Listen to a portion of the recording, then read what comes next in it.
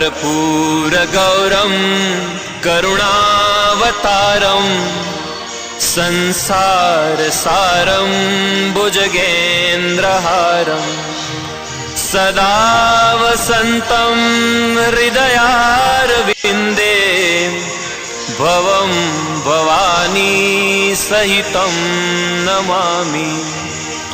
मन्दारमाला कलिनालकाये कपालमालाङ्कितकण्ठराय नमः शिवाय च नमः शिवाय नमः शिवाय च नमः शिवाय। गोरक्षबालं गुरुशिष्यपालं शेषां हिमालयं शशिखण्डं